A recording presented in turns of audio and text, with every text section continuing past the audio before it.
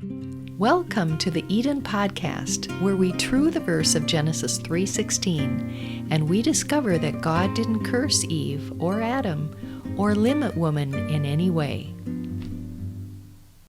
This is First Saturday, February 2024. I'm Bruce E. Fleming, Executive Director of the True 316 Foundation, and we're the home of the Eden Podcast. And we have our special Zoom question and answer sessions the first Saturday of every month. So welcome aboard, and we're glad to have you. Today, I'd like to share with you a special worksheet I put together, so I'll just jump right onto that. And this part will be recorded, and the other part won't. So if you have questions and answers, we'll talk about them. But I want to share the screen here first. If I can hit the right button. Here we go. Share screen. It looks like Christmas, but I didn't intend it to look like Christmas. I just thought, red light, stop, green light, go. Then afterwards, I thought, oh, looks like Christmas. Everybody see this? And give me a wave if you can see it. All right. So what I'm going to do is make this as big as I can. There we go.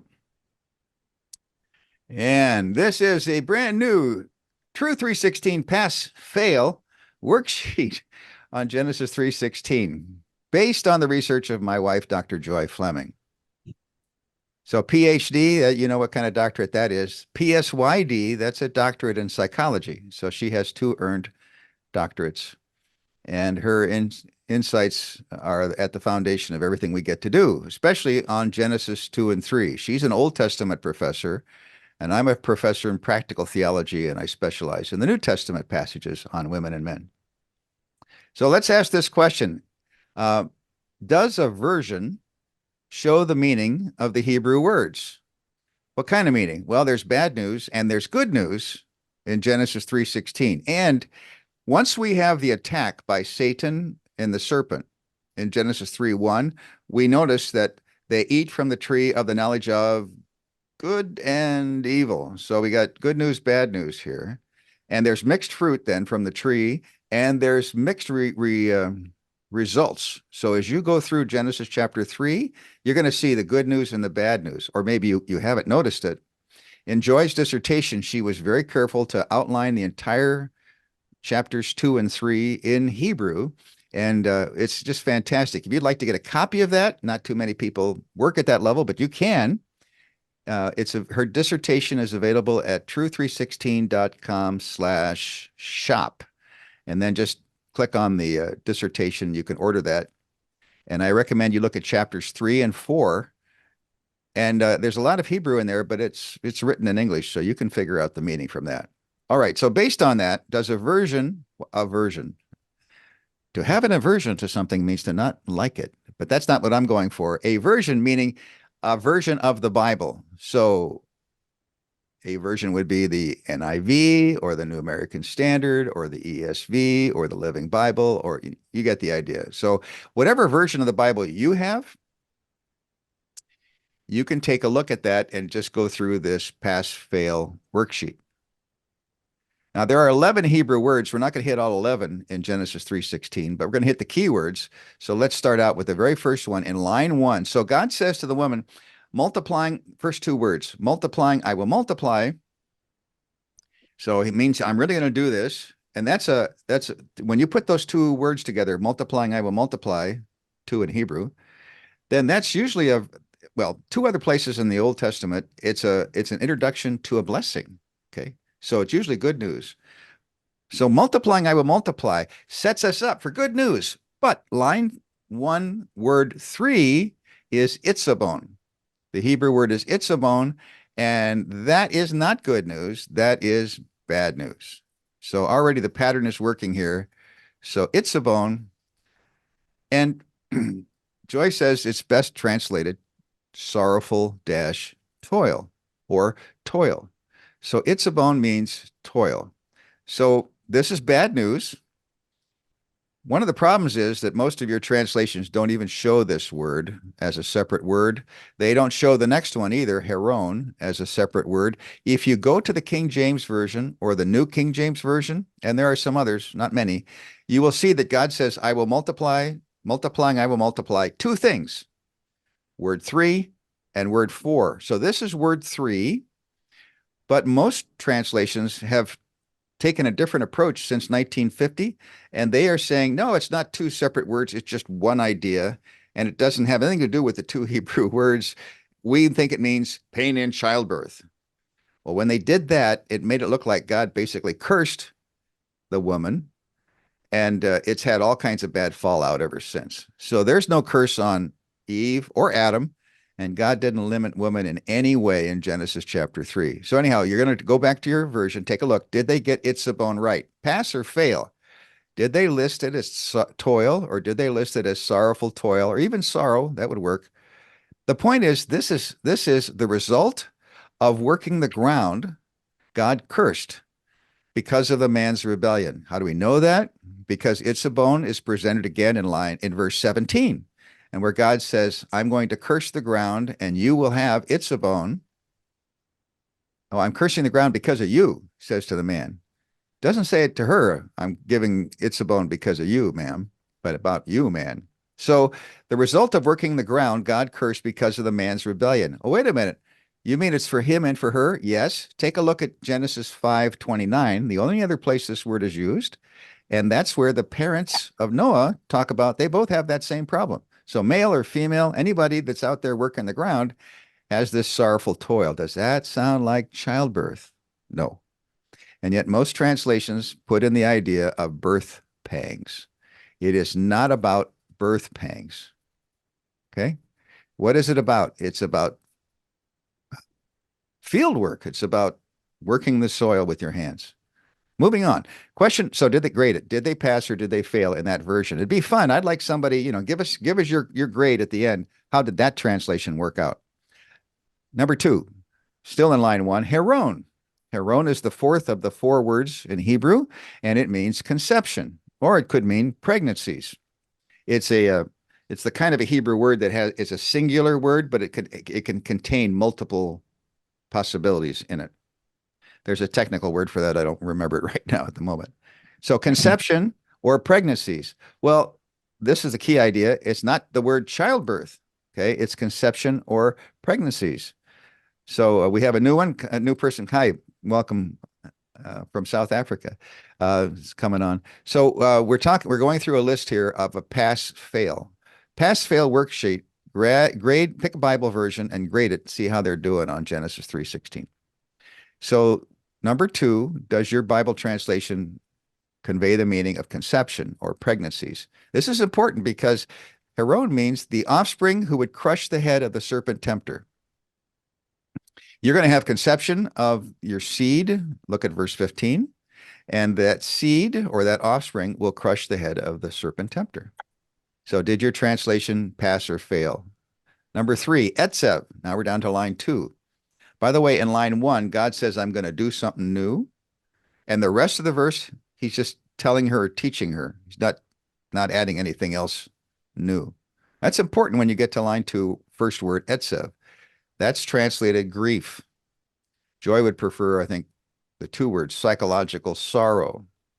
All right, psychological sorrow or grief, not birth pangs. It's got nothing to do with birth pangs. How do we know?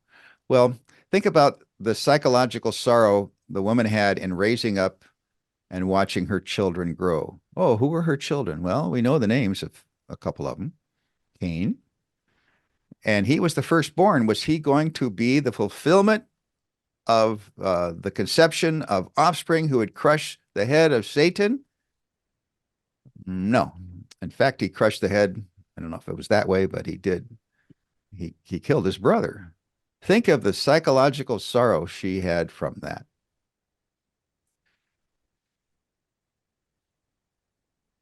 Number 4, so pass or fail on your translation. Number 4, yatsar banim. There's 2 Hebrew words. Bring forth children. Most translations make it look like it's all about childbirth. Again, they're making God stutter, but he didn't say that. He didn't talk about childbirth in the first line. He didn't talk about childbirth in the second line. I'll take a look at the verb, yatsar.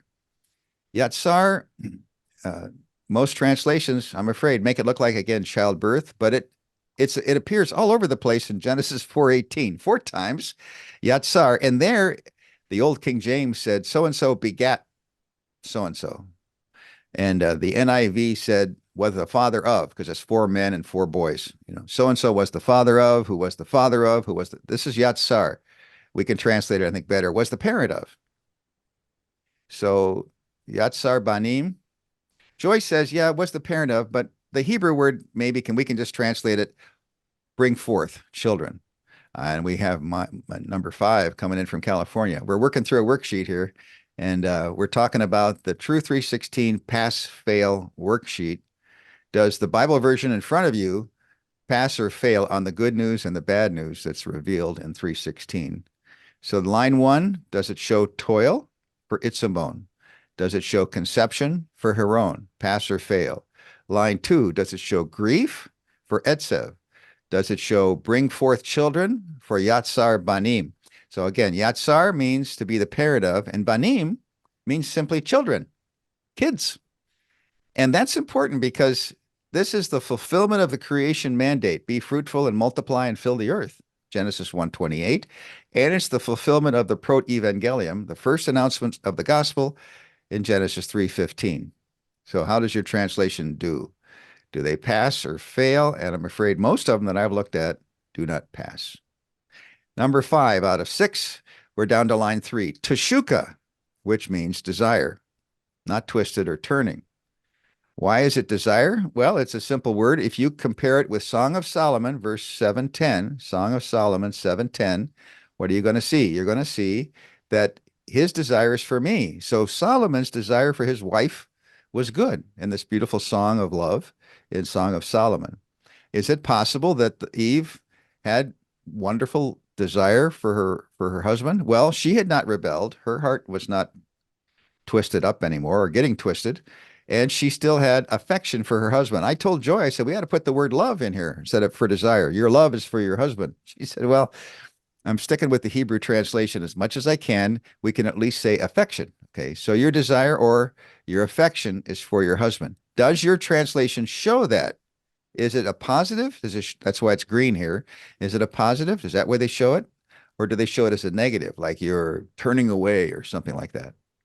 And then line 4, so 3 and 4, lines 3 and 4 go together. We've got a green in line 3. We got a red in line 4.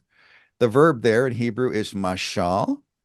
That verb is kind of a flexible verb. It's used a lot of places, but there is another one I found where the Philistines rule over the Israelites. So it can be used in a bad way.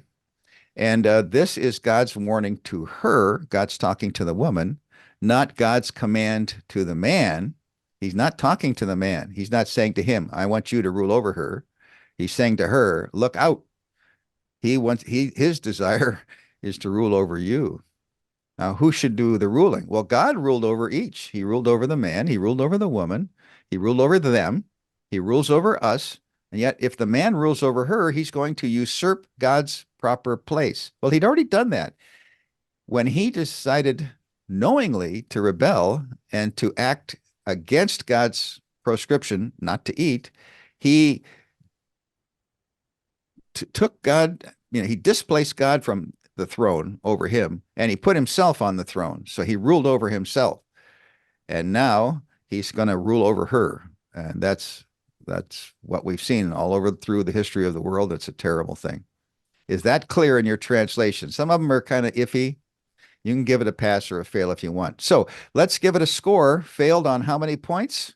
So for example, say this version, the ESV, failed 6 out of 6 times or 1 out of 6 times, whatever it is, you can give it a grade.